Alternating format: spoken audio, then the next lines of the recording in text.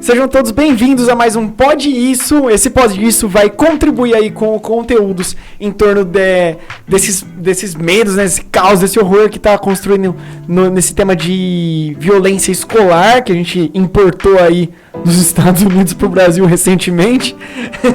E aí a gente tem várias nuances, delicadezas, então nós vamos tratar desse assunto aqui no Pode Isso. E aí, Li, tudo certo? Tudo lindo, Vinícius. E um tema um pouquinho complicado, então a gente trouxe aqui uma especialista em traumas, uma psicóloga, Aline.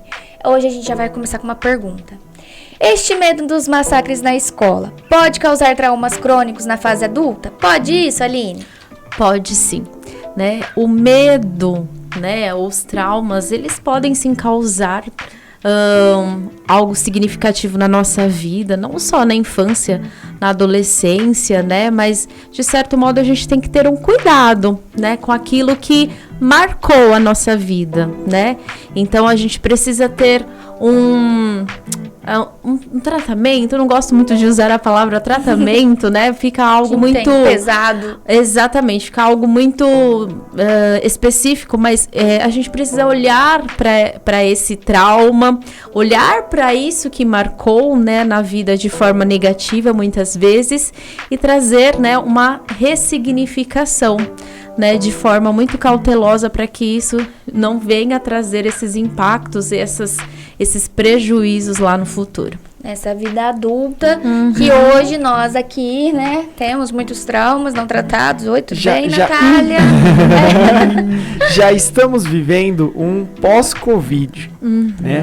A escola é lá o seu palco do primeiro ambiente social da vida moderna, assim, né? Acho que há um bom tempo já, o primeiro ambiente social que você é jogado sem os tutores paternos lá, né?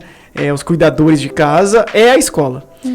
E nessa fase tão importante, várias crianças ficaram privadas de ter essa experiência num momento que eu acredito, como educador também, né, que eu sou licenciado em música, que há uma janela de aprendizagem social ali, que ela está aberta, que é o momento que a criança fala com todo mundo, você leva pro mercado, tagarela, conversa com todo mundo. Aí, você pega esse momento que a janela tá aberta, fecha a cortina e esconde a criança por causa do Covid. Essa janela de aprendizagem fica mal aproveitada, né, da socialização. Aí a hora que você abre a janela, tem uma pessoa falando, tá vindo um cara com um machado, metralhadora, sai daí correndo. Então essas crianças, assim, a geração millennials ali, só por causa daquele boato que saiu, que o mundo ia acabar, no 2000 não sei quanto, que ia dar tudo errado. A geração millennials já temos dados que é a geração da ansiedade, a geração da depressão, né? E era um boato lá de fora. As televisões daqui passaram, mas era um boato. Não era na sua escola, não era dentro da sua casa, seu pai com medo, sua mãe com medo, tão distante, né? Não era todo mundo de máscara, preso dentro de casa. Então, existe a chance dessa geração agora, a geração alfa, talvez assim, tá tendo um impacto ainda maior do que a Millennials teve? Com certeza, né? Até porque, como você bem colocou, a escola ela não tem só aquela função de aprendizagem, né? Ela tem a função importantíssima de interação do nosso desenvolvimento social. E isso, né, a pandemia, o fato do isolamento, dessas crianças terem sido retiradas da escola, né, privou essas crianças muitas vezes desse contato, desse estímulo social, né? Já começou aí, já. Exato. Hoje eu atuo no SUS e é muito interessante quanto a retomada das aulas presenciais causou ansiedade nas crianças, né? Justamente por esta convivência. E porque isso era novo na rotina delas, né? Não se tinha essa novidade, né? De estar ali dentro de uma sala de aula, de conviver com outras crianças, né? Então, são estímulos que estavam ali privados e que são extremamente importantes para o desenvolvimento delas. Sim. Então, com certeza, isso vai gerar impactos muito importantes para o desenvolvimento, né? Porque a gente precisa desses estímulos para que essa criança ela desenvolva de maneira saudável, né? E aí a gente tem pandemia, essas novas questões, né, das escolas. Muitas perdas nesse meio caminho, né? Porque a pandemia nos Exatamente. deixou meio que traumatizados, foram muitas pessoas morrendo. Se não foi alguém da família, foi alguém próximo. E aí essas crianças chegam na escola, pá, tá tendo ataque. No primeiro ano que volta, né, praticamente, porque ano passado não valeu, viu, gente? E bom, a gente tá aqui conversando, já embalou no assunto, eu nem perguntei. Quem é você? No que é formada? Me conta sua história. Muito bem. Bom, é um prazer estar aqui. Eu sou a Aline, sou psicóloga há 6 anos. Atuo nesse mesmo tempo como psicóloga clínica, né? Neste tempo de formação, atuei como psicóloga infantil durante um período. Hoje atendo o infantil, o público infanto-juvenil, né? Que a gente fala da área infantil ao adolescente e também adultos, né? Atuo na clínica e atuo também no SUS há 2 anos, há quase 2 anos, vai completar agora no próximo mês de junho. Isso quer dizer que você pegou o meião ali da pandemia. Sim, eu entrei ali em 2021, mais ou menos, né? Eu entrei bem ali naquela época do lockdown. Sei. Bem naquele período ali, né? Então, tipo assim, perto do meu aniversário, que deu lockdown um dia depois do meu aniversário de 30 anos, que saiu o lockdown. Sei, a gente tava falando de trauma, né? Tá aí, lembrou de um. A galera, você enquanto estudava, as pessoas falando das mazelas dos millennials, aí bem na sua vez, vem pandemia, tá com as crianças, tá enroscado, hein? Bem na sua vez. Bem na sua vez, chegou chegando. Exatamente. Assim, como a gente falou da pandemia, desses massacres na escola, são muitos traumas, né? Pra poder assimilar tudo ao mesmo tempo, né? Quais patologias pode trazer esse tipo de trauma? Muito bem, né? Não tem como a gente colocar uma lista, né? Por quê? Fatores, traumas, né? Eles são fatores aí para desencadear muitos transtornos, né? Os mais comuns: ansiedade, né? Transtornos ansiosos, transtornos depressivos. Se a gente pegar outros fatores, os traumas, né, para outros caminhos, a gente pode pensar também em transtornos de conduta, por exemplo. Uma questão muito importante, né?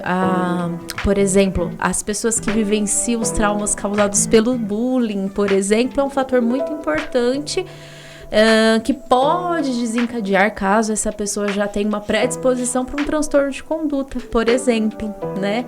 Então, existem inúmeros aí tipos de transtornos que podem ser desencadeados a partir de traumas, né?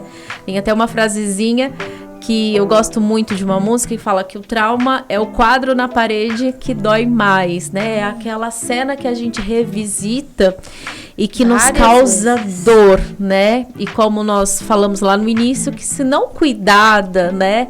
Isso pode gerar, sim, um impacto muito importante, como o desencadear de algum tipo de transtorno, né? Como um fator importante, porque um transtorno, ele não tem uma causa específica, né? É uma somatória, muitas vezes. E como eu falei, às vezes somado, né? Algumas condições e mais um trauma, a gente tem aí. Eu posso falar por mim, né? Que quando criança, eu tinha um transtorno alimentar. Porque eu tinha cara redonda, né? De bolacha traquinas, como toda criança. E aí, todo mundo chamava de Mônica. Então, pra mim, é porque eu era gordinha. Mas era meus dentinhos, que era separado. E era meu cabelo, que era corte de cabelo que nem tá agora, curtinho. E aí, eu tive um transtorno alimentar a partir do bullying de Mônica.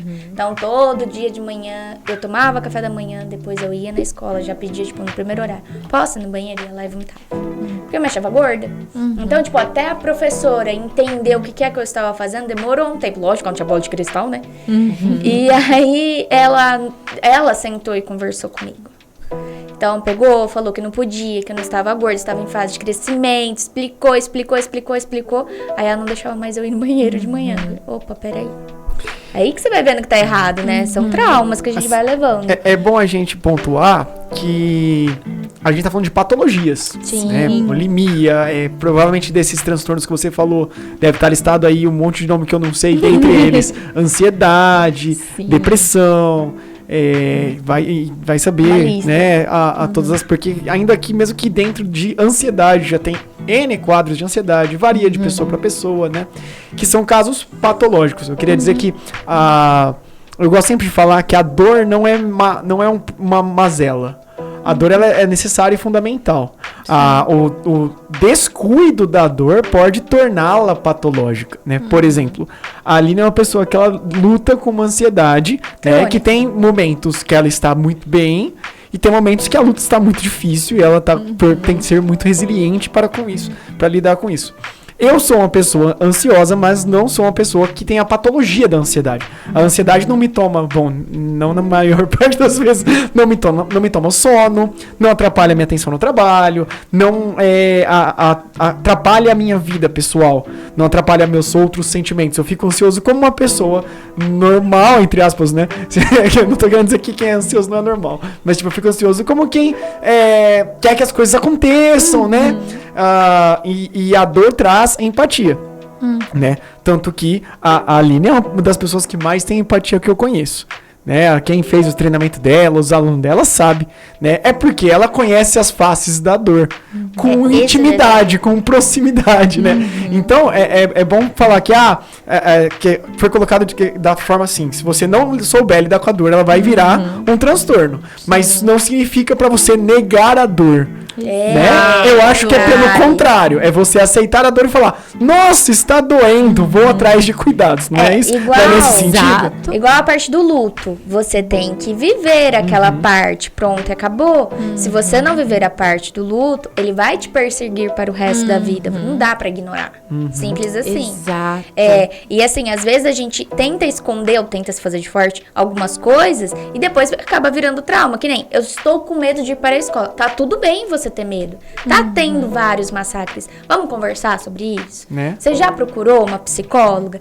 Porque eu já ouvi muito, falar assim, mas você vai na psicóloga? Pois é. Você é doida? Nesse sentido, nesse contato saudável com a dor, né? Quais recomendações você pode passar pra gente? Pois é, a dor é um sinal muito importante, né? Quando a gente sente dor, é uma sinalização de que algo precisa ter essa atenção, né? Se a gente sente uma dor física, por exemplo, tá doendo a minha coluna, né? Isso me sinaliza, isso me alerta que eu preciso ter uma atenção para essa coluna, né? Fazer uma avaliação, fazer uma investigação, né? Essa dor ninguém ignora, né? Exatamente. Ninguém paga de fortão nessa dor. Nem na coluna, você vê. Nem no joelho. Jamais. Pois é. Agora, falando das dores emocionais, né? E a gente abre um espaço aí, porque falar em dor emocional é muito subjetiva, né? A gente tem que entender o que significa essa dor, né? O que de fato é essa dor para o sujeito, né? Agora, falando abrindo esse caminho da dor emocional, a gente precisa pensar de que maneira ela está trazendo um sofrimento. Aí é que tá o parâmetro, né? Porque, como vocês falaram, né? A ansiedade, a tristeza, o medo, né? São situações, são emoções, são sentimentos que fazem parte da nossa condição humana. Se sentir triste, se sentir com medo, né? Nos torna saudáveis também. Porém, a gente precisa perceber o quanto disso, às vezes, impacta e traz prejuízo para a nossa vida. Então, por exemplo, a ansiedade natural, né? A gente fala a ansiedade saudável aí, é uma ansiedade que ela nos impulsiona. Então, por exemplo, eu aqui, você acha que eu não estou ansiosa para este momento? Com toda certeza. Toda a sua ansiedade, você está indo muito bem. Exato, né? Então, essa ansiedade natural, ela impulsiona a gente estar atento, prestando atenção ao movimento, à condição do ambiente, do que eu estou fazendo, né? Qual é a proposta do momento. E a partir disso, eu vou me preparar, eu vou me dar o meu máximo, né? Fazer com que o meu desempenho seja voltado para o objetivo do nosso bate-papo. Agora, quando ela deixa de ser saudável, deixa de me trazer esse desempenho, né? Deixa de me auxiliar, é quando ela me paralisa.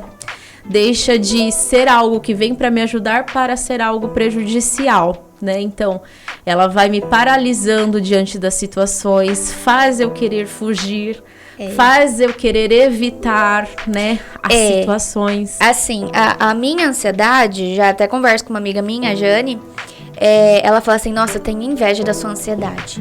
Porque a minha ansiedade me paralisa. Ela não consegue fazer as coisas. Ela fala que eu fico empacada na cama ou no sofá. A minha ansiedade não. Eu vou lá arrumar a casa. Vou lá arrumar por cor. Meu guarda-roupa. Quando ela tem as crises dela, esse é os primeiros 5 minutos, ela consegue arrumar a casa assim, ó. Pá. Você vai pra casa dela, tá tudo organizadinho. A ansiedade dela acabou? Não. O que ela tá fazendo? Tirando todas as coisas do lugar de novo. E mudando as coisas do lugar e arrumando de novo de outra forma. Aí eu falo pra você, não, você não queria essa ansiedade. Não, isso parece atormentador, para. Porque enquanto você não acabar, aquilo não parece que não para, não sai. Tipo, eu tenho facilidade em falar com o público, então eu não fico ansiosa com essas coisas. É atriz, teatro, né? faço teatro, então tá tudo bem ir lá falar. Ah, não sei o texto direito. Não, mas só vai. Mas tem gente que trava. Mas tem gente que não consegue nem movimentar. E assim, eu já vi crises de ansiedade antes do palco.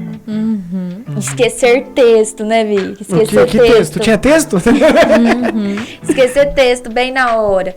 São coisas que treinou 3, 4 meses e aí na hora, opa, peraí. Então, é uma coisa que tem que ser tratada. E a pessoa ela tem que parar de pensar que é a Mulher Maravilha, que é Superman. Isso, eu ia tocar um pouco nesse assunto, né? Eu quero dar um tonhonhon na galera que tem a preocupação, a maior preocupação superficial e estética, né? A pessoa, ela tem, quando tem problemas físicos, por exemplo, a pessoa engorda. Nossa, agora eu preciso tomar uma decisão pra mudar minha vida. Não foi uma indireta pra ninguém. A pessoa, sei lá, tá ficando calva, sei lá. Nossa, eu preciso tomar uma decisão. A pessoa tá se sentindo triste? Deixa, frescura, né? Quer dizer, os problemas que você vê no espelho, então, são mais importantes do que os problemas que você carrega dentro de você. Por que isso? Por que a estética tá falando mais alto, né? O que é importante de verdade, né? E outra, se seu problema tá aqui, não importa o quanto você olhar no espelho, você não vai estar vendo a realidade. Tua interpretação depende da sua mente. Você tá com a mente doente, você tá interpretando o mundo de forma doente. Pode estar tudo no lugar. Nosso cérebro esquerdo, que é a parte racional, você me corrige, tá? Eu sou músico só. A parte racional tem um objetivo só, que é dar explicação pras coisas. Você tá se sentindo triste e o mundo tá tudo certo com o mundo, teu cérebro esquerdo vai encontrar uma explicação pra isso em algum lugar. Que pode não ser verdade. Pode ser no seu cabelo, pode ser na sua roupa, pode ser no seu trabalho, pode ser na sua vida. É nessa parte que a minha ansiedade não é patológica, como eu costumo falar. Né? Porque a Aline fica ansiosa e o mundo dela tá tudo errado. Tá tudo fora do lugar. Dentro e fora, né? Que nem quando eu falo assim, nossa, eu tô gorda, que não sei o que, ele olha pra minha cara, só tem uma coisa que soluciona isso. Você quer emagrecer? Faz terapia. eu costumo falar. Geralmente as pessoas falam, faz atividade física. Não, pra ele... Sem desdenhar. Eu costumo falar que todo mundo deveria fazer terapia, atividade física e alguma atividade artística. Porque eu acho que a arte também é fundamental pra alguns aspectos humanos. Só falta atividade física aqui. Né? E é sobre isso. Por que as pessoas têm esse apreço estético, né? Pois é. Eu acho que pra falar sobre isso, né, a gente precisa fazer uma busca histórica aí do quanto a gente não tem a pauta saúde mental na nossa vida. Não existe? Não. Se a gente pensar na nossa história, né? O quanto a gente foi ensinado a falar sobre os nossos sentimentos. Jamais. O quanto a gente foi... Né? Pois Quantas vezes... Eu tenho certeza que você já ouviu muita mãe e pai falando isso. Engole o choro. Vai virar homem. Você vai ficar aí chorando, feito mariquinha. E tipo, você só engole o choro e fica. Quando eu tomava injeção, que eu era criança, eu não chorava. Porque meu pai falava, não pode chorar. Exato. O que acontece hoje? Tem um faniquito de injeção. E as crianças estão mais preparadas pra isso, não estão? Então, Pra lidar com isso. Exatamente. Hoje, né, há um movimento maior, até porque hoje a gente tem consciência maior do quanto tratar a saúde mental é tão importante quanto a saúde física. Mas isso não era abordado no nosso passado, né? E a gente percebe que a consequência disso é o que a gente trata hoje. Exatamente. O quanto a gente tem consequências, né? Não só de transtornos em si, né? De diagnósticos, mas do quanto a gente tem dificuldade de falar, de cuidar, de reconhecer, né, as nossas fragilidades emocionais, a nossa vulnerabilidade muitas vezes, porque isso não foi, né, nos ensinado. Não foi. Exatamente. Então, tipo, não, você não vai chorar, porque vai me irritar, né? Você ficar chorando, feito uma criancinha. Exato. Opa, é uma criança de 5 anos que tá tomando vacina, tudo você não bem. pode sentir medo. Medo pode. não é só uma picadinha. Não é normal. Não é normal sentir medo. Na minha adolescência eu até renomeei o medo, porque eu tenho um apreço pelo medo que eu aprendi, felizmente, nos mundos digitais dos jogos, onde eu não podia morrer. Quer dizer, não de verdade, eu só voltava, né? O medo me faz tomar escolhas mais inteligentes nos jogos. Quando eu falo, não quero morrer, eu vou passar por aqui, eu vou morrer. No jogo, claro, por favor. Eu tomo mais cuidado, eu jogo com mais cautela, e jogando mais safe, que é os players falam jogar safe, você consegue vencer desafios maiores. Então eu sempre tive um afeto pelo medo. Só que quando o medo se torna pânico, ele de fato faz você tomar decisões precipitadas ou não tomar decisão nenhuma. Impulsivas. E ambos são ruins. E assim, como você disse, há pouco tempo, né, na nossa história aí, não era um tabu falar sobre as próprias emoções, né? Conversar sobre sistemas era frescura. Isso é frescura. É falta de louça pra lavar. Isso. Né? Falta do que fazer. Também vários preconceitos, como o machismo endossa muito isso. Esse é um homem, é um saco de batata, né? Os grandes ditados, né? Eles são adúlteros que se resolve. Bobagem, maior bobagem. As crianças se resolvem. Para os adultos se resolver, a gente precisa engaiolar ele numa gaiola de ferro de Weber, de burocracias. Senão eles se matam, né? As crianças estão mais aptas para isso. E a gente falar sobre isso sempre foi tabu. E aí a gente caminhou para uma era da informação, onde um aparelhinho celular consegue trazer todas as violências do mundo pra tua cara, assim. Pá! Né? A era da informação, ela não tem muitos filtros, né? Por mais que exista aí um esforço para filtrar a internet, existe também um esforço para não filtrar. Eu entendo que a verdade é importante, mas a gente está preparado para saber quantos casos de violência tem, né? Mentalmente, a gente está cuidando da nossa saúde mental para lidar com essas informações. Então, essa soma de coisas, né? A pandemia, 200 bilhões de informações dentro da sua casa. Porque uma das coisas que aconteceu nessa questão das escolas foi um perfil fake fazendo terror com o perfil de crianças. Crianças têm Instagram, crianças têm Facebook, crianças têm as redes sociais. Acho que Facebook não, acho que Facebook é só idoso. Brincadeira, sacanagem. Facebook já foi. Gente, crianças têm TikTok, crianças têm TikTok. E aí, alguns, talvez por ignorância mesmo, alguns jovens, eu suponho, né, que é coisa de jovem, eu acho que é coisa de moleque, com todas as questões da alvoroço dos jovens, criaram um perfil fake, entraram, conversaram com essas pessoas, falaram um monte de lorota, né? Então tudo isso somado cria várias mazelas psicológicas. Quais são as medidas que a gente pode tomar hoje, a partir de hoje, para com as nossas crianças e para com a gente, né? Que pode amenizar esse impacto, que pode melhorar esse caminho. A Aline falou uma coisa super importante, né? Que acho que falta muito, gente, supervisão, né? Não é uma supervisão de criar uma rigidez. Gente, mas o que falta muito hoje, né, é justamente você ter essa disposição para a criança, de você saber onde a criança, às vezes, muitos pais, né, na alternativa ao choro, à birra, joga lá o celularzinho na mão da criança e deixa ela ali à vontade para acessar qualquer coisa. Né? Qualquer coisa que esteja disponível ali. E muitas vezes isso, né? A criança, hoje ela tem muita facilidade ali. Parece que ela já nasce com essas habilidades, né? E vai ali acessando qualquer tipo de informação. Então, precisa um pouco, sim, dessa... atenção. Exato, né? Ter essa atenção com a criança, ter esse olhar de cuidado mesmo com a do criança. digital, né? Do contato Exato. dela. Porque assim, eles são muito inocentes, né? Então, tipo, sei lá, 10, 12 anos, quer virar TikToker. Aí Sim. começa aqueles vídeos que eles não entendem a letra ou os movimentos. E aí Mas já tá fazem. ficando marcado em algum lugar, né? Sim. E aí fazem esse tipo de coisa, um pedófilo vai lá ver, começa a trocar mensagem. Oi, Exato. tudo bem? Aí, pá, trauma. Por quê? Antes da continuidade, eu já quero acrescer aqui que essa facilidade que as crianças têm, os pais não têm.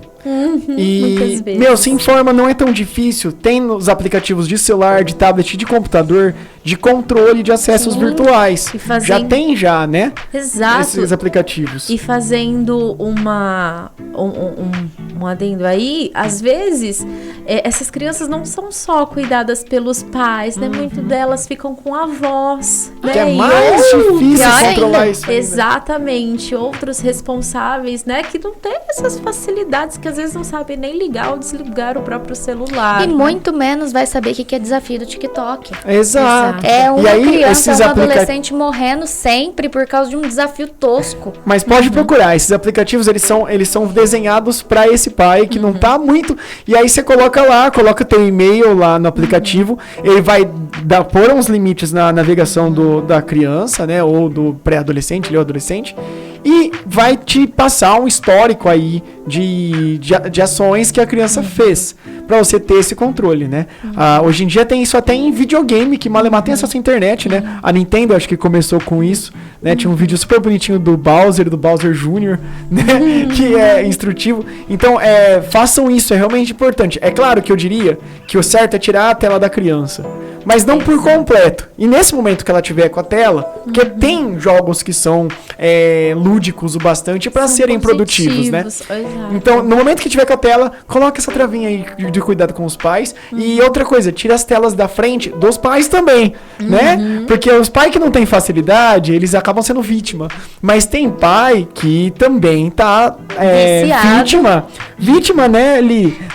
Do peteleco de dopamina que a bolha das redes sociais te coloca, te mostrando só o que você quer ver, né? Exato. E aí você acaba se perdendo do seu filho por um momento pra ficar lá vendo horas de Reels e TikTok. Então acho que isso a realidade, né? isso é nesse sentido, esse controle, né? E outras ações pra amenizar esses traumas que podem fazer além do mundo digital, coisas mais... Pois é, como vocês falaram, né? É importante reduzir esse tempo de tela, proporcionar mais brincadeira, mais o lúdico para as crianças, né? A gente precisa cuidar também desse emocional das crianças, né? De que forma? Proporcionando um ambiente saudável, né? Essas informações, a criança, ela vivencia muito aquilo que chega até ela, Sim. né?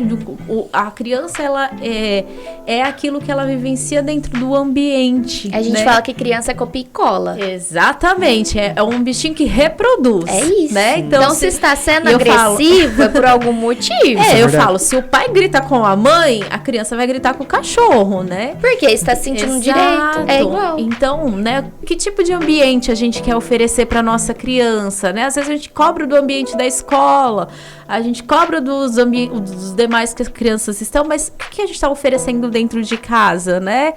Então, esses ambientes saudáveis, as relações saudáveis, né? Ser pais. A gente fala muito do papel de pai e mãe, mas é responsável. Quem convive com essas crianças, né? Precisa estar disposto a ter tempo para elas, né? A oferecer uma infância que seja saudável, né? Através da brincadeira, através de estímulos que favoreçam o seu crescimento. A infância é um momento muito importante da nossa vida, que vai repercutir aí ao longo de toda da nossa vida adulta, né? Mas, aí, né, seguindo o nosso desenvolvimento, tantos adolescentes, né? Como a gente falou também sobre o bullying, acho que a gente precisa também, né? Não dá para falar sobre essa questão das escolas sem a gente pontuar sobre esse assunto do bullying. Por que está acontecendo tudo isso nas escolas? A parte de trás. Porque assim, uma criança não vai sair do nada e falar assim, beleza, tem uma faca, vou lá. Mas é uma somatória de coisas, né? É uma somatória. O bullying, ele é a cereja do bolo. Exato. O quanto esse assunto é tão importante, às vezes ainda não é tão bem desenvolvido para com aqueles que estão sofrendo bullying. Muito bem. E às vezes eu percebo, né, voltando lá na atuação na saúde, o quanto eu recebo, por exemplo, adolescentes e muito novinhos, né, ali na faixa etária de 12, 13 anos, já com impactos muito significativos, né, trazendo essas questões da vivência do bullying, do preconceito, muitas vezes, né. Então, a gente precisa cuidar, né, não só dessa criança, mas também desse adolescente, né, porque a questão do adolescente, ele está vivenciando uma fase muito importante, que algumas questões são muito significativas, né, essa questão do descobrimento de si mesmo, do seu desenvolvimento, da sua descoberta de identidade. Até da própria sexualidade. Exato, dessa identificação de quem é ele no mundo, né? E vivenciado isso dentro do caos que a gente às vezes encontra nos ambientes escolares, né? Às vezes não é um ambiente saudável para o seu próprio desenvolvimento. E uma coisa assim legal de se falar é que a dor do outro, ela é dor também. Se pra você não é uma dor, tá tudo bem. Não sinta. Eu sempre lembro do programa que a gente fez, o Portais Urbanos. Fica a dica aí pra quem quiser assistir lá no passado próximo aí, nos nossos programas. Que a moça que veio falar do CVV, a Ivete, ela falou que a pior dor de todas é aquela dor que a gente tá sentindo. Ponto final. As razões dessa dor são menos importantes, né? Na hora que a dor está acontecendo, ela é a pior dor que tem. É a dor que você está sentindo. É essa dor que você tem que estar atento. E não né? comparar a dor dos outros, né? Porque cada um sente de um jeito. E quando você fala de bullying e da adolescência, a adolescência é uma época que, assim, pelo menos na parte de licenciatura, né? Não é mais aquela fase que a criança é um Ctrl-C, Ctrl-V, pelo contrário, né? Há uma construção de ego ali que é a hora do desafio. Que é mais fácil você convencer um adolescente falando assim, duvido que você termina de copiar antes de acabar o horário da... Nossa, o adolescente para de conversar na hora e vai falar, duvida? Você fala assim, não termina. Não termina. Ele vai calar-se, pegar o lápis e copiar. Entendeu? Porque ele precisa dessa autoafirmação, aprovação. E a gente vive uma sociedade que, por mais que a gente critique isso, diariamente a gente vê críticas disso, né? É muito machista. E o hormônio da imbecilidade, que é a testosterona, falo com propriedade aqui, meu local de fala, dessa vez. Pelo menos alguma vez? Né? Ele cria uma necessidade de autoafirmação. Eu sempre falo. Você parar num semáforo, tem 5 motos, vai. Uma delas tá fazendo... Não é uma mulher. Não é uma... Tem raras... Tem exceções? Tem exceções. Quando sou eu, tem que a Aline é uma exceções. Porque geralmente a autoafirmação é um comportamento masculino. Aí a gente soma toda a pressão do machismo na cabeça do homem. Que isso é menos falado, mas é importante também. Que ele tem que ser melhor, ele tem que ser maior, né? Tem o macho que eu chamo de macho derp, fica se afirmando o tempo inteiro. Mas é porque a sociedade fez ele achar que ele tem que ser o alfa, ele tem que ser o mais forte. No anime, quem que é o protagonista mais legal? É o mais forte. Né? Quem que é o vilão mais, nossa, avassalador? É o mais forte. Né? Dificilmente é o quietão na dele. Dificilmente é o mais interior, é o mais forte. Então, você tem que ficar se afirmando, né? Se afirmando em cima de quê? Em cima de quem? Né? E aí que começam os problemas, porque a outra ignorância que soma quanto a isso, a gente tá numa sociedade homofóbica. Então, se nessa adolescência você descobre que você não é hétero, porém você é homofóbico, porque você foi construído assim, porque tua religião diz que tem que ser assim, você vai passar a se oprimir e se afirmar o que você não é, né? A soma disso gera um inferno gigantesco, né? A gente vê a maior parte desses atentados são feitos por homens brancos, né? Eu suponho que é por causa dessa pressão, que é por causa desse momento, né? Que aí, se ele sofre, ele não conseguiu se afirmar, ele não conseguiu se aceitar, ele não conseguiu nada. E a né? sociedade cobrando. E isso torna, enfraquece, torna esse indivíduo, ele nunca vai aceitar, mas é profundamente inseguro, frágil. Por que ataca a escola? Vê se vai atacar lá o quartel general, vê se pula o muro do bombeiro. Não, ataca a escola porque tão fragilizado que está, o único lugar que ele transborda o ódio dele é no lugar mais seguro de nada sair do controle dele, da cabeça desse criminoso, né? Então é alguém que não é difícil observar quantos problemas mentais tem na cabeça de alguém que pula o muro de uma escola, não é verdade? E é uma soma de fatores muito difícil, muito complexa. Qual seria um caminho de desconstrução de tudo isso na área da psicologia? Pois é. Joguei uma bomba agora, hein? Depois de falar tudo isso, ele tava te distraindo pra fazer a pergunta, viu? Já perdi, Oi, qual que é a pergunta mesmo? Oi? Qual que você quer que eu responda mesmo? Qual é o meu nome? Aline, tô aqui. Oi, gente. Pois é, gente. Não, acho que isso... Pois é, pra responder essa pergunta, acho que a gente tem que entrar em muitas pautas, né? Muitas delas. Até porque nós já falamos, né, que a gente não tem cultura de saúde mental. Não existe. Né? É uma questão muito importante, né? Que isso não é trabalhado em nenhuma das nossas esferas, né? Não é trabalhado, a gente não vê. A Aline pode me dizer com propriedade a respeito disso, mas quantas aulas de saúde mental, por exemplo, você já viu no seu... na sua...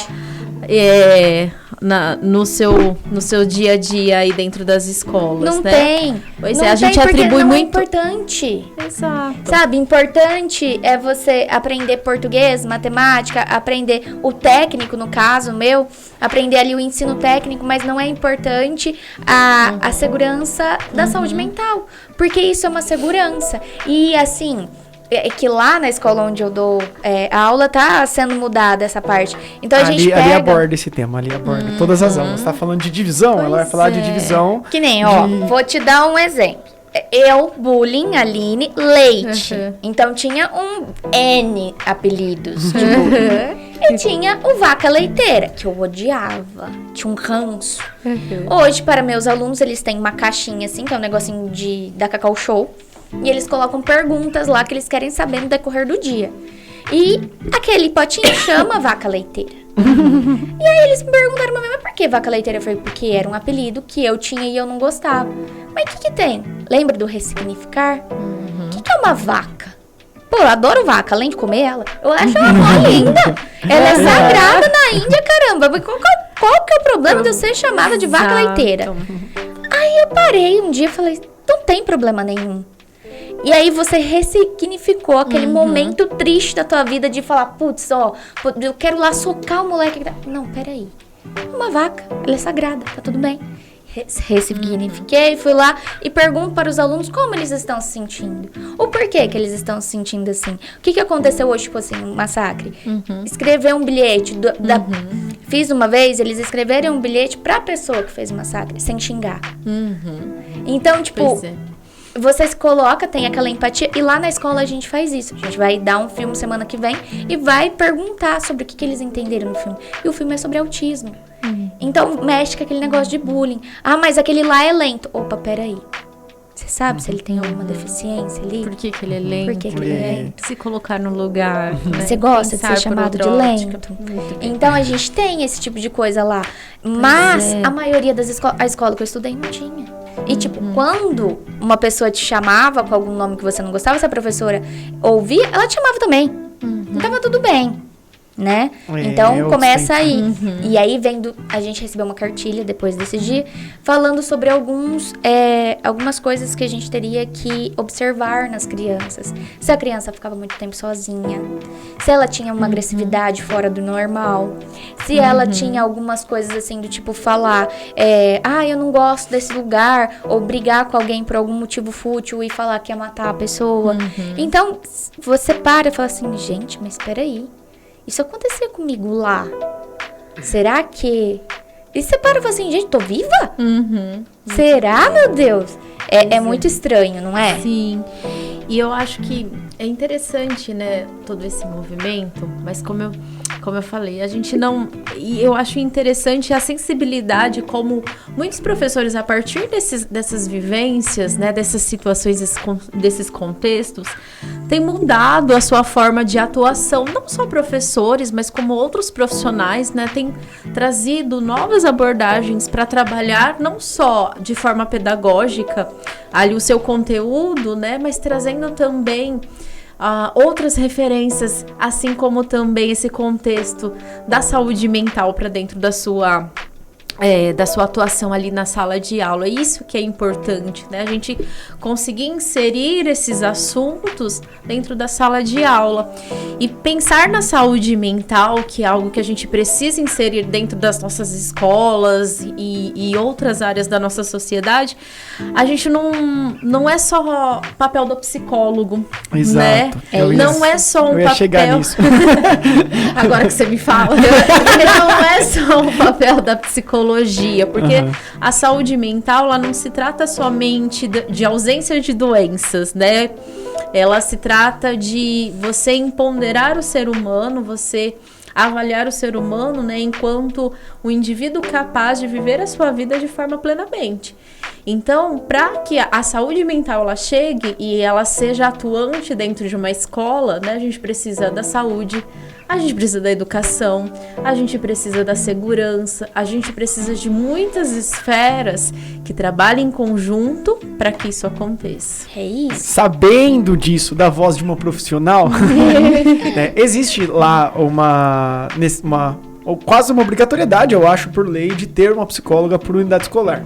Tem, viu? Tem bastante. Procura lá que tem. Tem, sempre tem. Tem sim. Né?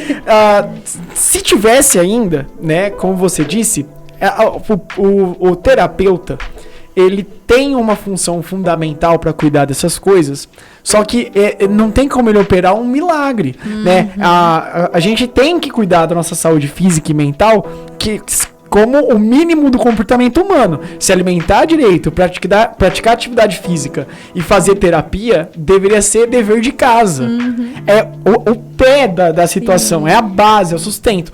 O problema é muito maior do que isso. A gente viveu, e agora assim, talvez criando alguma polêmica, espero que não, porque não é nada difícil de compreender, anos de... um poderoso e forte, significante discurso de ódio ganhando espaço no país inteiro. Né? Isso ajudou muito. Foi validado muitas ignorâncias. Foi validada a ignorância política, porque a gente tem polarizada, binária, né? Uma política que não discute, é o discurso de nós e eles, que a humanidade está cansada, exausta de saber que é um discurso batido, que não leva ninguém a lugar nenhum. Mas 90% dos votos, 90% dos votos é nós e eles, é nós contra eles, né? Esse discurso, essa ignorância, a ignorância do machismo foi revalidada, o discurso de ódio contra a comunidade LGBTQIA+, se eu esqueci alguém, desculpa. Todo discurso de ódio, ele vem ganhando peso. E o discurso tem força pra caramba. A gente não bota fé o quanto um discurso tem peso. Né? Como diria a Rita Von Hunt. A Rita Von Hunt é uma maravilhosa, ela trata isso muito bem. Ela fala que o discurso, ele é a chave do negócio. Então, tipo, se você discursa bem, você muda a ideia de alguém. Vide Hitler.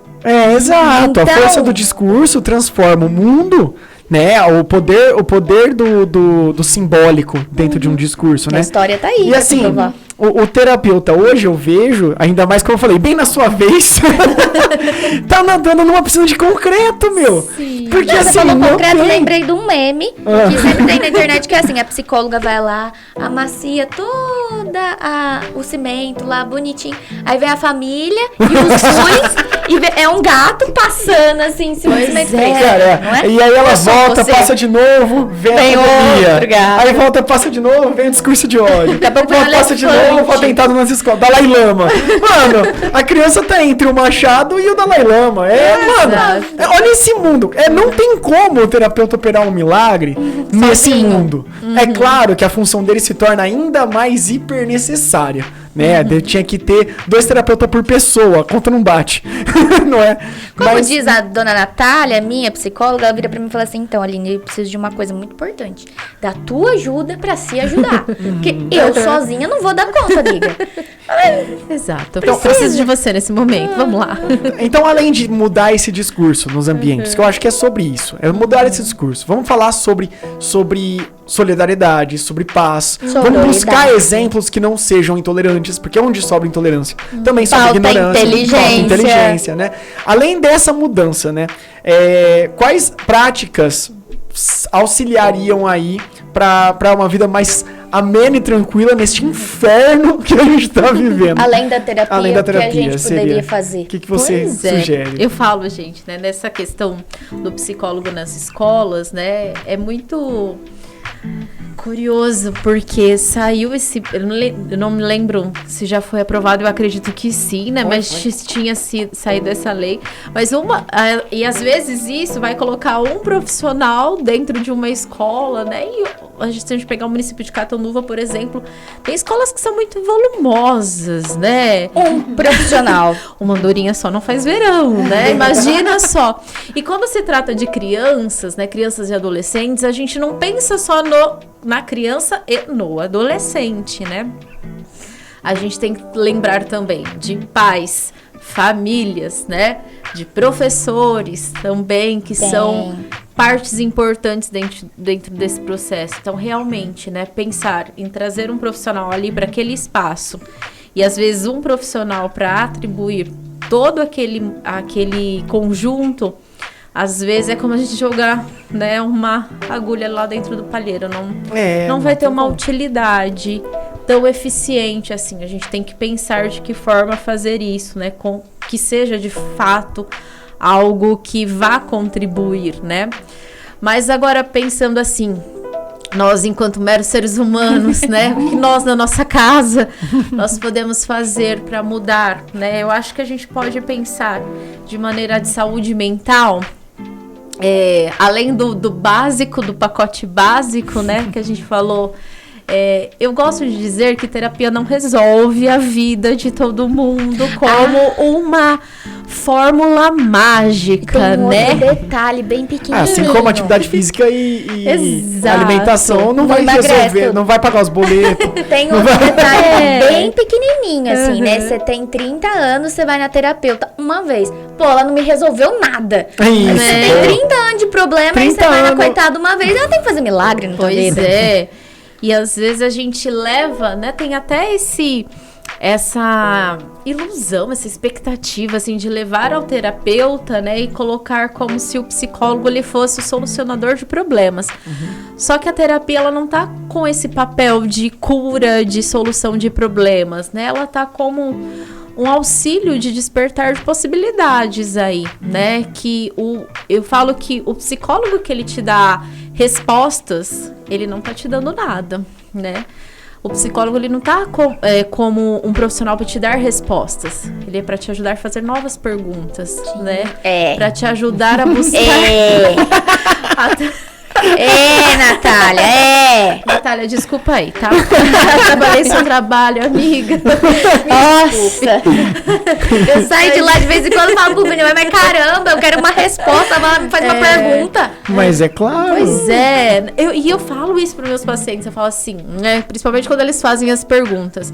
Já pensou se eu dou respostas? Eles vão lá e aplicam e dá tudo errado. Eles falam, fudeu. Pra que eu pago essa mulher, meu Deus? Não, mas eu falo assim pra Natália, eu falei, Natália, eu te pago pra me dar tapa na cara. É isso. O que você tá fazendo comigo? E é isso, a gente não tem esse choque de realidade enquanto a gente tá com a gente mesmo.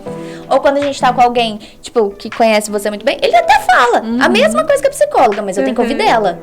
Claro, obviamente, eu sou músico, não sou terapeuta. Mas ele fala uma coisa, a psicóloga fala. Aí eu chego nele e falo assim, Você anda conversando com a Natália, E né? não é porque eu entendo de terapia nem nada, mas fora da minha alçada. É que eu pergunto tudo sobre tudo. Eu faço, tipo, 450 questionamentos em torno de uma coisa simples. Aí ela chega lá, alguns desses questionamentos a terapeuta fez pra guiar ela pra um caminho certo. Eu fiz um monte de outros que não precisava, entendeu? Aí ela vem... Só dentro do pacote. Aí ela vem e bota essa. Ah, você conversou com a minha terapeuta. Nossa, Falei, nervoso, quem me nada. dera saber quais das perguntas que eu fiz eram as certas. Sempre Né? acerta. Pois é. Então, às vezes, a gente precisa quebrar um pouquinho também desse olhar de que a terapia, né, ela tá ali como solucionadora dos nossos problemas, né? Ela só está como um auxílio. Mas a gente precisa desenvolver, né, outras possibilidades de olhar para as coisas, né? Uma abertura de ressignificação, como a gente estava falando também, do modo como a gente enxerga as nossas problemáticas, né? E dar novos sentidos a elas, né? O modo como a gente vê as nossas questões e pode, né, dar outras soluções, como a gente falou, nesse histórico, né, de como a gente olha a nossa saúde mental e aprender a valorizar. Aliás, né, aprender a olhar de uma maneira diferente para as nossas dores sem ignorá-las, né? Ninguém ignora uma dor de cabeça, A dor tá uma ali, dor tem de que passar por ela, pronto, acabou. Exatamente, uma dor no joelho. Por que a gente ignora aquilo que às vezes incomoda, né? E não significa que tendo uma dor emocional, um sofrimento, né? Que isso você tem que, de alguma maneira, ir lá buscar o psicólogo, né? Você precisa se atentar a isso que está acontecendo, não ignorar. Eu acho que isso é um ponto muito importante, né? Não ignorar aquilo que você está vivenciando e, se necessário, buscar ajuda, seja ela qual for. Às vezes a gente fala, mas eu posso conversar com um amigo? Claro, você pode conversar com um amigo, né?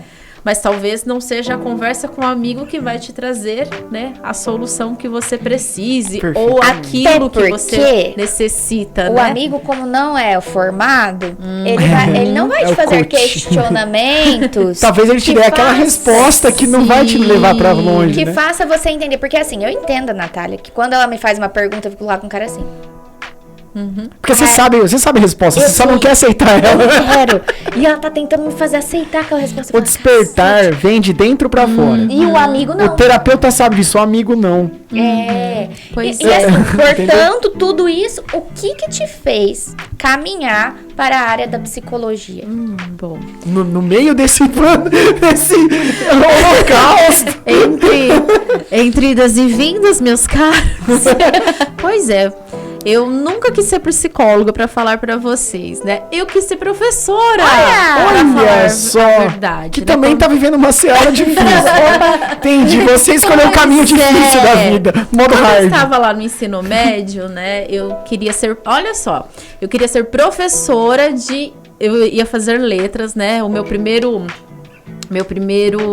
Foi a primeira opção. A minha primeira opção de vestibular era fazer letras e eu queria fazer francês, porque eu achava, e dar aulas de francês porque eu achava chique. Eu falava, nossa, eu achava um idioma assim, uma coisa chique, eu queria ser chique pra falar e dar Você aulas de gosta do francês. difícil Não, mesmo, não, né? eu gosto do impossível, né? Mas tudo bem. Aí eu tive crises de ansiedade no final do vestibular, do ensino médio, muito importantes, assim, naquele movimento, né, de fim de ensino médio, descobertas, né, em relação à fase da adolescência, todo aquele movimento que a gente já comentou. E isso foi muito importante e me fez dar uma pausa aí nas minhas escolhas. Fui fazer um cursinho. Fiz 2 anos de cursinho e aí ainda não estava muito Cambaleando certa. ali. Aí eu optei por fonoaudiologia. Fui fazer o vestibular, passei em fonoaudiologia e fui fazer numa escola particular em Araraquara. Só que tava tudo bonitinho. Aí quando foi iniciar as aulas, eles fecharam a de Araraquara e transferiram para Franca. Falei, eu não vou fazer lá distante, porque em Araraquara eu conseguia ir e voltar. Aí eu falei, eu vou dar um tempo e depois eu decido o que eu vou fazer. E nesse período eu estava trabalhando num hospital e tive contato com uma área de quimioterapia, né? Era um setor pequeno, onde os pacientes eles vinham para fazer a químio e aquele ambiente, né, me despertou a necessidade. Não havia profissionais lá de psicologia nesse hospital, só tinha enfermeira e a técnica de enfermagem.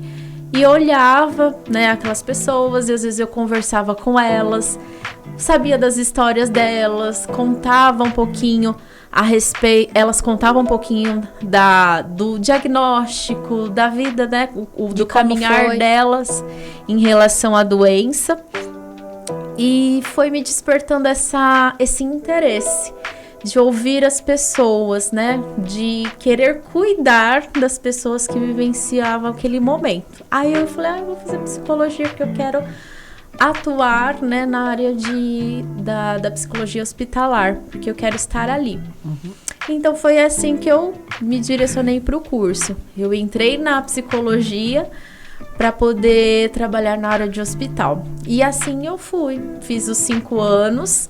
Só que aí foi um momento muito interessante, porque eu entrei com este olhar para a psicologia hospitalar e saí da faculdade direcionada para a psicologia clínica, né? Foi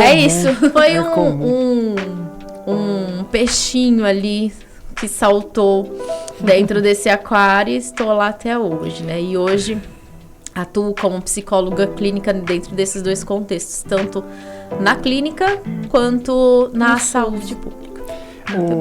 A faculdade, né, mostra áreas que a gente não imagina lá dentro, exatamente, né? Então, é difícil uma pessoa que entrou e saiu, tirando os cursos, acho que os cursos que são mais afunilados, né? Mas é difícil uma pessoa que entrou e saiu com a mesma perspectiva do que era, né? Eu, por exemplo, eu fiz música, eu entrei querendo ser educador musical. Adoro dar aula de música, apesar de não estar exercendo no momento, né? Só que lá dentro eu encontrei várias outras paixões na área da música, de design de áudio, de composição, de regência. As possibilidades de atuação. Sim, é outro rolê que não tem como a gente saber daqui de fora, né? Tipo, só lá dentro mesmo que você ia ter esse contato com essa intimidade com a terapia que você tem hoje, né? Eu, por experiências, né? Eu entrei na gestão empresarial querendo RH. Vou fazer RH depois daqui tudo. Não, hoje eu fiz uma pós em gestão estratégica, mais voltada para o marketing. E a gente faz comunicação. E eu sou professora. Então, tipo, na hora que você sai, você fala assim, nossa, e agora o que eu faço da minha vida? Mas que você escondeu as 455 empresas que você trabalhou já. Acho que é legal esse movimento de você se permitir, né, que o curso, né, as atividades vão te direcionando para experimentar outras possibilidades. E né? foi maravilhoso. Você vai descobrindo outras coisas. Porque tinha uma feira de marketing que a gente tinha que inventar um produto. E foi ali que eu falei assim, gente, é isso que eu quero pro resto da vida. Quero fazer isso, a comunicação disso. Inventar moda. É isso, inventar a moda pra você comprar. Como que eu faço isso? E aí veio gestão estratégica. E aí veio os treinamentos, que não sai da área de RH. Sim. E aí veio os treinamentos personalizados. Mas eu não... Que nem caixa. Eu não sei fazer o caixa da minha empresa. Eu tenho floricultura, tenho quase 60 anos, sou semi-analfabeta. Não, peraí. A senhora tem um computador? Não tenho, não sei mexer. Então vamos fazer o caixa na ponta do lápis? Ensinar a pessoa ali. Então foi isso que virei e falei assim, na ponta do lápis, ela fez ela aliviou. Essa história eu conheço. É um estudo de caso real, do qual ela fez as caixinhas mídia física. Aqui é a empresa, aqui é a pessoa física. Separou tudo direitinho, gasto, investimento, lucro. E aí você tinha que fazer desenho. E ela colocou os post-it. Os post tinha que fazer, tipo assim, os dinheirinhos. Porque ela não sabia fazer cálculo. Então você ensinar cálculo de uma senhora quase 60 anos em um mês, que você vai ver ela 4 vezes, é praticamente impossível. Óbvio que eu fui lá muitas vezes depois sem ela me pagar, porque, né, você não sai. Você não deixa. Rola o apego. Você não deixa o filho lá. Sim. E aí você vai ensinando, isso daqui é pra troco, olha, isso daqui é pra isso, pra aquilo. E sair de lá sabendo que ela ia conseguir tocar do jeito dela a floricultura. E é isso que te dá mais vontade de fazer. Hoje, então, você atua com um atendimento clínico, né? Que você falou. E Isso. Eu atendo como clínica, né? E nessas duas modalidades, nesses dois espaços, na minha clínica particular, né? E no SUS. E onde a gente pode te encontrar virtualmente? Rede social, WhatsApp? Instagram. Gosto dessa parte quando as pessoas têm o Instagram, gente. Pois Instagram gente, ainda não tá essa- velho ainda. Não, Já é no TikTok. Instagram. Pois é. No Instagram, né? Instagram é @AlineBrino, psicóloga, né? Lá vocês encontram todo o conteúdo do meu Instagram. É voltado para os temas, muito do que a gente falou aqui a respeito dos transtornos de ansiedade, que é meu xodó, né? Gosto muito de falar. Se identificou, amiga? Eu acho que é um dos maiores males do momento, né? Pois é. Acho que Eu não conheço uma pessoa que não tem, tirando o Vini. Ah, meu, eu não A gente sei. não tem eu a buguei. quarta pessoa, Tem. né? Mas a quarta cadeira aqui. Mas a gente fala que hoje, a cada 4 pessoas, uma é ansiosa. Bom, de 4 aqui, que seria 2, a gente já tem certeza. Então, No meu contexto é quase o contrário, na verdade. Cada 4 uma não é. Porque eu tô Pois cercado de pessoas ansiosas. Eu acho Exato. que eu não tenho ansiedade porque eu tenho uma espécie de anti-ansiedade, assim. Eu acho que Eu sou uma pessoa é por tão ver tranquila. todo mundo com ansiedade, falando, isso não me pega. Não isso sei não qual me que é, pega. não sei qual que é. Ah, claro, facilita muito, muito quando eu sou branco, homem, hétero, da classe média ali, com vários confortos, privilégios. A minha estrutura familiar é bem saudável. Maravilhosa. Nunca me faltou atenção, nunca me faltou afeto. Oi, né? Vandinha. Né? Então, eu tenho N privilégios, acho que a minha família é o maior deles. Então é muito fácil de falar, olha só, eu não sou ansioso. Né? Um otário aqui falando. É. Mas como eu queria dizer? Que eu tô cercado de pessoas ansiosas, cercado. E algumas delas, inclusive, têm esses privilégios. Mas né? a gente tem que pensar, né, Vini, em algumas coisas, assim. Quando a gente fala em ansiedade, a gente fala num estado emocional que é inerente à condição humana e que qualquer ser humano sente, Sim. né? É claro que diferente de diferentes formas, né? Cada um sente sua ansiedade de uma forma muito particular. Ela é como se fosse uma emoção, digamos assim, né? Uma maneira como a gente se sente. Agora, quando a gente sente isso de uma forma patológica, né?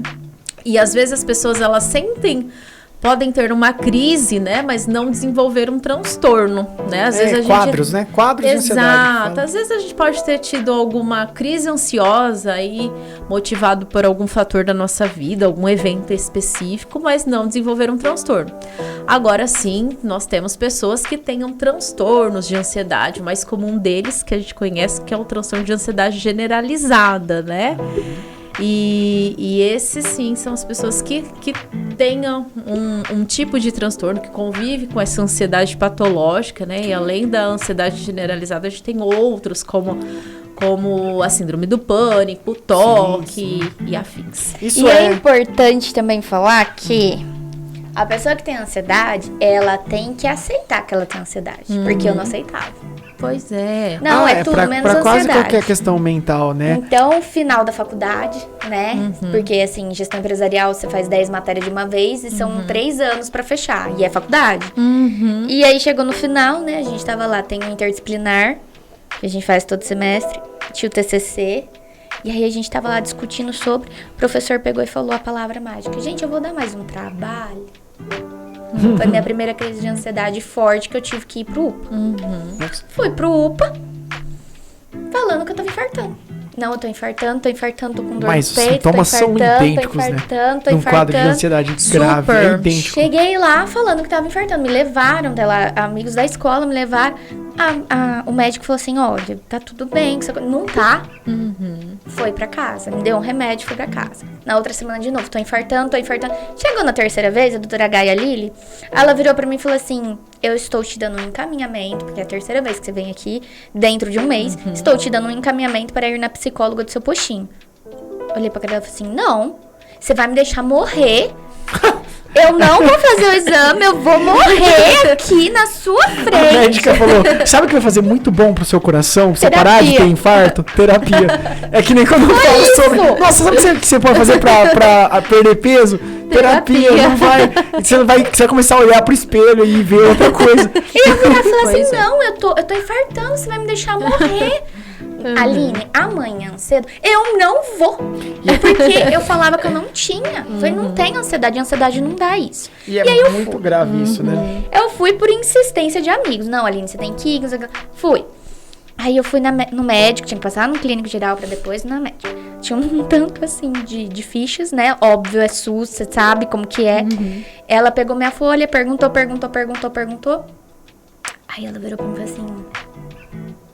Você pode vir quarta que vem, meio-dia? Ela me passou na frente. É claro, você tinha ido pro UPA 3 vezes, infartando. Aí eu olhei assim pra cara dela assim... Por quê? Tipo, na mãe, não sei por quê. Porque a gente vai começar a terapia... Mas eu preciso tanto assim de terapia pra você me passar na frente? Urgente. E pode ser você, ouvinte. Pode ser você. Só que eu demorei 2 anos pra acreditar que era ansiedade. É bom Com a levantar Ana essa importância, né? E depois com a Denise. 2 anos pra acreditar. E eu só acreditei quando uma amiga muito próxima... Ela teve gravidez psicológica. Então a barriga dela cresceu. Ela tava dando leite. Ela tava com todos os sintomas, porque ela queria muito ter filho. E ela tinha parado de menstruar e tudo. Foi no médico. Só que ela foi no médico depois de 3 meses de começar os sintomas. Porque lá dentro ela já sabia que não tinha. E aí fez ultrassom e falou, olha, fulana, você não tem nada aqui. Não, eu tenho. Não, você não tem. Tá aqui o telefone de uma psicóloga de confiança. Tá vendo? Só quando a gente vê No outro. a estética, porque ela engravidou psicologicamente, teve reflexos visuais. Só quando a gente vê na estética, a gente assimila melhor, né? Mas é muito importante esse trabalho que você fala da ansiedade, porque a ansiedade, ela é, por vezes... Se não o começo, me corrige, por favor, sou só músico. Por vezes, o começo, ela pode ser também um sintoma de várias outras questões muito graves, né? A ansiedade em si já é muito grave e ela pode significar uma evolução para uma crise de pânico, para uma depressão, né? Bulimia. Ou não necessariamente muito grave, mas algo que é mais crônico, mais difícil de tratar, que vai durar muito mais tempo, que se você não tratar, a tua vida vai virando um inferno a longo prazo. Que eu não sei, o caso do TDAH, que todo mundo fala agora, tem traços muito semelhantes com a ansiedade, não tem? Sim, né? sim. A ansiedade pode ser um sintoma do TDAH, né? É que TDAH geralmente é um transtorno do neurodesenvolvimento, né? Ele começa a apresentar muito lá na infância, porque o TDAH, ele apresenta, né? Dependendo ali da sua forma de apresentação, ele pode trazer prejuízos dentro da aprendizagem, né? Então é muito comum a gente identificar lá na infância. Mas na vida adulta também, quando não diagnosticado na infância, a gente observa também lá na vida adulta, e a ansiedade pode ser um sintoma do TDAH, por exemplo. Agora, a ansiedade, né, quando ela não tratada, quando ela não de alguma forma cuidada, né, ela pode sim agravar e trazer outros transtornos, como um transtorno depressivo, por exemplo. E às vezes a gente acha que uma crise, ela é aquela falta de ar, né? É só aquela isso. sensação de infarto, né? Mas uma crise de ansiedade, ela pode começar muito antes, com insônias, por exemplo, com pensamentos aceleradíssimos, né? Tem 20 abas abertas aqui, Exatamente, né? Eu falo assim que parece que a informação, ela faz assim, ó, ela chega, ela cai aqui, ela volta, né? A gente não consegue mais acessar assimilar as informações. as coisas. Exatamente. Né? Às vezes a gente fica com aquelas preocupações excessivas, Uma hora né? dá curto, né? Exatamente. Por algumas Então, coisas que nem precisa. Exato, as preocupações antecipatórias, né? A coisa nem aconteceu. Ó, te dá um exemplo. Meu pai e eu, ele não sabia mexer direito no celular, ele precisava fazer um Pix. Eu estava no centro da cidade. Falei, pai, estou na Pernambucanas, já daqui uns 15 minutos eu saio, porque tem fila. Só que a moça me passou na frente, porque ia demorar um outro problema. Então, em 2 minutos, paguei e saí. E nesse meio tempo, ele falou assim, então, tá bom, tô indo aí. Só que eu não pensei que ele ia tão rápido, que ele demora, foi com uma noiva. Tá bom, fui pra casa, nesse meio tempo ele foi pra lá. Na hora que eu cheguei em casa, ele tinha acabado de tomar banho. Então tava tudo, tipo, bem quentinho ali, o banho, tudo, não sei o que. Eu fui chegando e falando com ele. Pai, que não sei o que, comprei isso, que não sei o que. Eu fui entrando. E ele não respondia. E ele não respondia. E ele não respondia. Aquilo foi me dando um faniquito. Eu falei, pronto. Ele teve alguma coisa lá no banheiro. Ele morreu no banheiro. E agora eu vou ter que achar ele lá no banheiro. E o pior, pelado. Não posso. Pior, pelado. Ótimo, pensou, viu meu pai pelado, que horror. Aí, tô lá assim. Tô lá tentando entrar no quarto. Ele não entrava, não conseguia passar da porta do quarto. Porque a porta do banheiro tava aberta. E parecia que ele tava lá. E aí eu liguei pra ele, falei, bom, se ele não estiver em casa, o telefone não vai tocar aqui. Liguei pra ele, o telefone não tocou. Né? Já. Eu tive a crise de ansiedade, chorei horrores, sem entrar no banheiro. Liguei pra ele, onde você tá? Tô aqui na Pernambucanas. Nossa! Na hora que eu ouvi a voz dele, parecia que tinha tirado o peso do mundo das minhas costas. Passa tudo, né? Eu costumo falar que uma pessoa... Eu tô em casa. Ele, então tô indo aí. Pronto, acabou o problema que eu inventei. Eu costumo falar que uma pessoa que tá em crise de ansiedade não é diagnóstico, hein? Pelo amor de Deus. Que eu vi muitas pessoas tendo. Eu estive próximo de muitas pessoas. Todo mundo, de fato, quase todo mundo do meu círculo social tem ansiedade. O cérebro, ele vai arranjar uma explicação para o que tá acontecendo naquela hora. Porque a mente está em piripaque. Então, existe alguma razão em algum lugar. Às vezes, não é necessário, não parece necessário um gatilho. Às vezes o gatilho foi depois, seu cérebro começou a entrar em pânico e ele encontrou uma explicação. É por causa disso. E aí você começa a pirar em torno daquilo porque teu cérebro tá precisando transbordar todas essas tensões, eu suponho, né? Quando você falou que começa lá antes com um excesso de pensamento, que te tira o sono e tudo mais, eu lembrei que eu tenho o hábito de praticar meditações.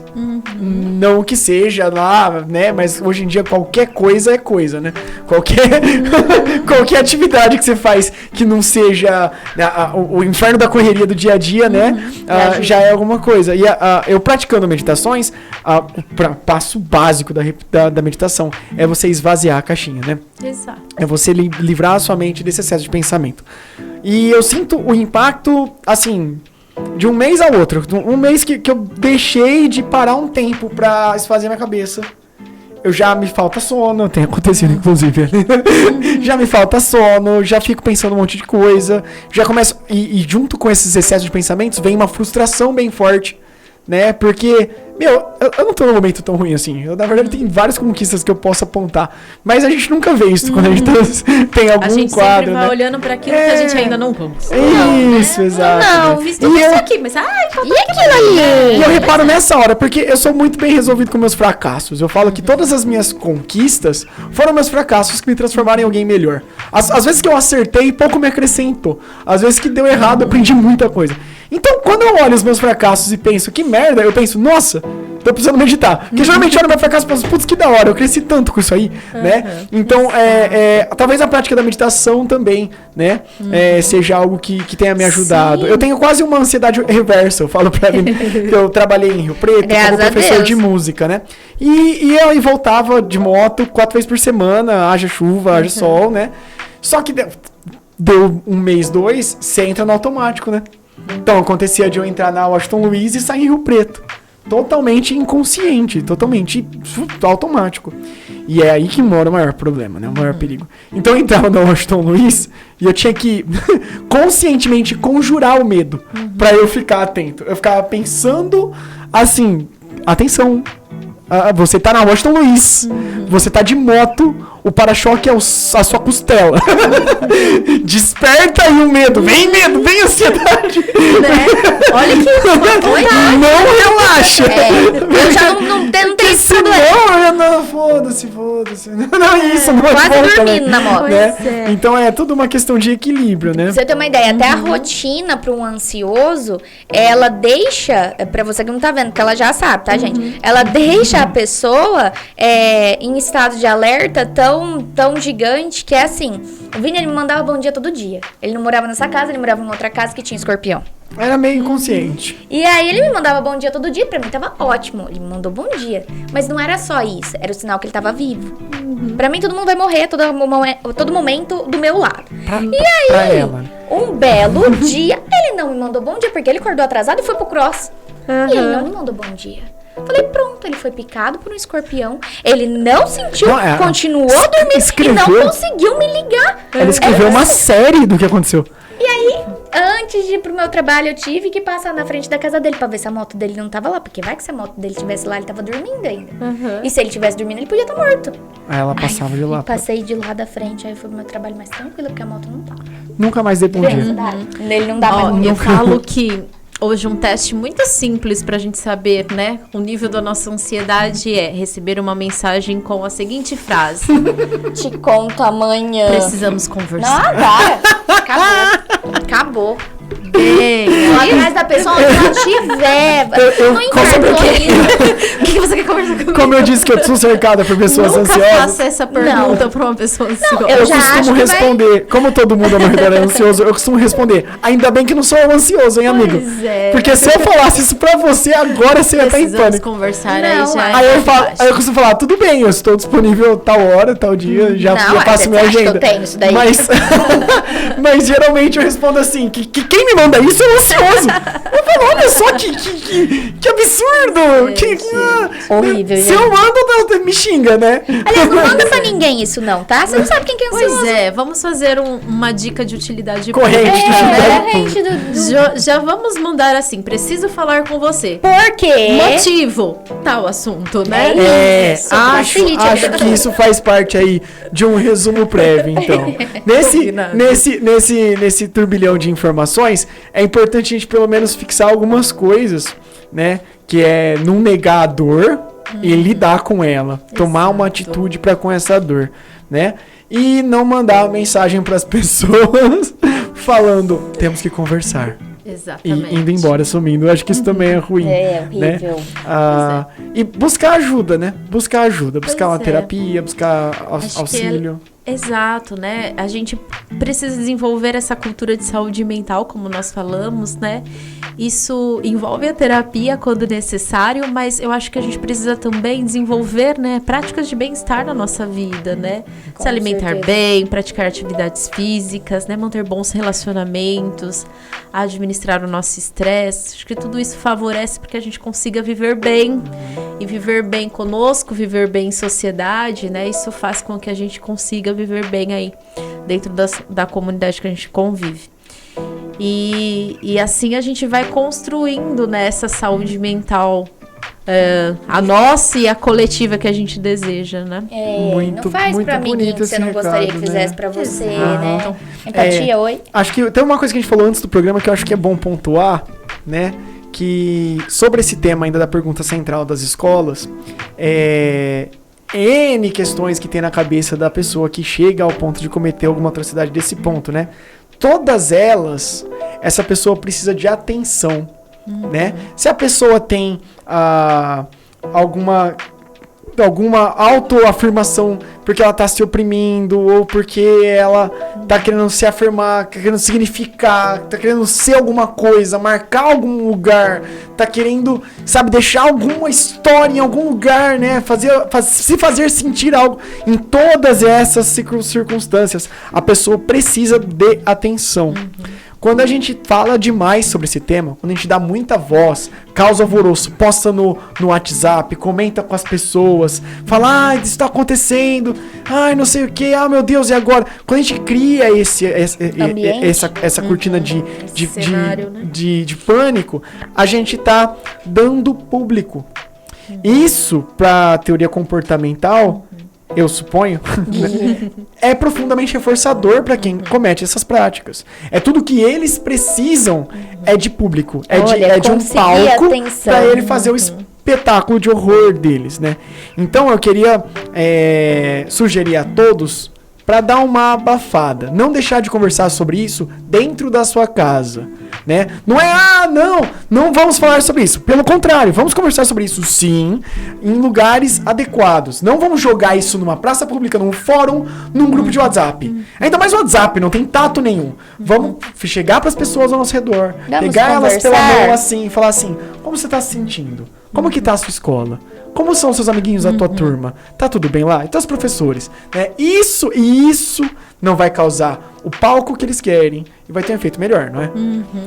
A gente muda um comportamento indesejado com aquilo que a gente deseja reforçar. Então, às vezes, ao invés de falar daquilo que a gente não deseja causar, né, essas falas que causam esse alvoroço, a gente pode falar sobre aquilo que vai trazer um outro ambiente, né, para esse diálogo, né? Falar sobre um bem-estar, falar sobre uma empatia, né? Trazer um outro assunto, uma outra conversa, uma outra ótica aí que vai favorecer esse diálogo, né? De forma a trazer, né, esse olhar realmente para coisas mais positivas. Muito importante isso. É a mudança do discurso. É mudar o discurso. É pegar essa plateia que está sendo colocada para assistir esse inferno, tirar ela desse palco e colocar ela para prestigiar outra cena. Assim, a necessidade de aparecer vai buscar outro palco. Exato. O bullying a gente tem no Brasil há muito tempo. O machismo a gente tem, a homofobia pra caramba. O Brasil é um dos países que mais mata a comunidade LGBTQI mais no mundo. Eu acho que é a que mais mata, e tem país que é proibido, que tem pena de morte, que matar homossexual é, tipo, legal nesse país, nos países mais absurdos. E no Brasil a gente consegue bater o recorde desses caras, né? Então sempre teve isso. Só que os atentados começaram agora, porque a gente tá dando público. A gente tem o discurso. A gente tá pondo isso no palco. Então tem que mudar do jeito que você falou, foi pontual, cirúrgico. Tua área, né? É cirúrgico. Tem que mudar esse discurso, tem que tirar essa plateia e levar pro palco algo que seja belo, algo que seja exemplar. Né? Levar pro palco ações que sejam belas, que sejam bonitas. Parar de dar público pra essa galera, né? Acho que esse recado é um essencial, recado né? Bom, né? E procura uma psicóloga, faz favor. Vamos fazer terapia, galera? É isso. Eu queria que você deixasse um recadinho pro público, além de vamos fazer terapia. Pra fechar o quadro. Muito bem, gente. Acho que é importante, né, como a gente falou, né, a gente ter esse olhar de cuidado conosco, né, com os nossos, com os lugares onde a gente tá, e lugares, não me refiro a espaços físicos, mas as relações que a gente tem, né? Sim. A gente cuidar das nossas crianças, seja os nossos filhos, os nossos sobrinhos, mas também, do mesmo modo que a gente destina esse cuidado ao outro, muitas vezes, essa preocupação, a gente também ter esse olhar para conosco, porque às vezes a gente coloca a gente lá no último instante, na última estaca de prioridade, né? E às vezes a gente precisa olhar também para nós com esse gesto de autocuidado, né? Então que todo o nosso diálogo aqui hoje nos desperte, né? Também esse olhar de autocuidado, como a gente falou, de cuidar de dores. A gente precisa olhar, né? Às vezes a gente não está enxergando as nossas dores, né? Porque a gente não para olhar dentro da nossa rotina, do nosso dia a dia, da nossa correria aí de vida. A gente não para olhar aquilo que nós temos como necessidade. Então, né? Fica como reflexão aí. Nós temos olhado para nós mesmos, né? Banana. Você falou um ponto muito importante, que é sobre a gente não olhar para nós mesmos como a gente olha para o próximo, né? A Aline, quando alguém erra, qualquer pessoa do mundo erra, comete um grande erro com grandes consequências, ela é a pessoa que abaixa, olha nos olhos e fala, tá tudo bem, tá bom? Errar faz parte de um processo de construção, né? Quando você erra, você evolui um pouco, diminui a chance de você errar novamente, né? É contraintuitivo, mas quanto mais você erra, menos você erra. Então, se você não quer errar, você não vai melhorar em nada. Então, faz parte, se acalma, vai ficar tudo bem. A Aline erra. Quando a Aline erra, não teve nenhuma consequência. ela cometeu qualquer erro. Minha vida não serve pra nada! Eu sou uma fraude! Como eu vou ensinar alguém alguma coisa? Como eu vou treinar alguém pra alguma coisa? Aí eu falo, Lene, calma! Meu Deus, só que você faz, pede treinamento pra mais, ela vai te explicar. É a empresa dela mesmo. Ela vai te explicar que não é assim, Vai lá tá no tudo espelho. bem. Não, Rafa, a última dessa foi numa entrevista de emprego, né? Não, foi mal, que eu errei uma pergunta que o cara fez, não sei o que, eu não sabia responder, respondi errado, não sei o que lá. Eu tô empregada. Ela passou na entrevista, né? Então, né, Depois de ter chorado um monte. E ela saiu, eu fiquei 1 segundo, foi online a entrevista. E assim que ela só se apresentou, né, ela falou alguma coisa sobre o tema, eu já ouvi alguém da entrevista falando, nossa, que legal, né, e você tá num estúdio ainda, deu até um bônus, né. Aí eu falei, putz, tá fácil, né, quero ver alguém ter se preparado. Ela comprou um curso sobre o tema da entrevista, pra preparar uma aula. Ela comprou um curso de soft skills, preparou um puta treinamento de soft skills, mas não tem como, ela trabalha treinando pessoas. 2 dias. E ela comprou... Porque me avisaram que o negócio ia ser dia 8 de março, no dia 6 de março. Maratonou o curso. Falei, não tem nada fora do controle ali. Mas ela tava ansiosa naquele dia. Então alguma coisa precisava trigar ela. E foi aquilo. Crítica, né? 25 perguntas. Teve uma que ela errou. Oh, não, meu Deus! Tô morrendo. Então, gente, respira. Tá tudo bem. Se dê atenção, né? De uma É isso. ansiosa para vocês, ansiosos que estão assistindo, procure a Aline, procure tratamento psicológico. Vocês merecem cuidar de si mesmos. E é isso. Muito obrigado por todo esse conhecimento. Foi um programa denso, um programa que passou um pouco da média do tempo, porque é muita coisa pra falar, são temas importantes e tudo mais. Então, muito obrigado por compartilhar aqui o seu conhecimento. É uma honra pra gente recebê-lo aqui. Imagina, gente. Eu que agradeço o convite, a oportunidade. E foi um prazer estar aqui hoje com vocês que estão nos ouvindo, nos vendo. E realmente é sempre um privilégio poder compartilhar e poder aprender, né? Eu acho que isso é o que engrandece a gente, né? A gente não deve reter nada com a gente tem que sempre compartilhar e isso faz com que a gente cresça em conjunto. Muito obrigada. E sobre aprender e compartilhar, esse podcast foi um Pode Isso. Se você entrar aí, tem uma lista de vários Pode Issos. Se você costuma colocar em um podcast enquanto você faz seus afazeres de casa para aprender coisas novas, a gente tem vários programas desses. Se você é desse público e quer estourar a bolha da internet que te levou esse vídeo, porque você é desse público, quer não assistir somente aquilo que a internet decidiu que você quer assistir, nós temos 8 segmentos, esse é só um dos 8 segmentos. Então, aqui de Catanduva e região, dá pra você conhecer várias outras áreas. Então, entra aqui, se inscreve no nosso canal, né? Clica no sininho pra saber quando saem novidades, né? E estoure a sua bolha, vá conhecer outros temas também. A gente tem podcast sobre terceiro setor, que é sobre ajudar pessoas. Temos podcast sobre empoderamento feminino, não só feminino, mas todos. Temos podcast sobre comida, né? Muito maravilhoso, principalmente quando alguém traz comida aqui pra gente. Temos podcast sobre as pessoas, as particularidades das pessoas que tem aqui em Catanduva. E aí, você não pode ficar... E temos nerdice, não falta conteúdo aqui. Então é isso. Fica ligadinho e até a próxima. Até o próximo Pode Isso. Tchau.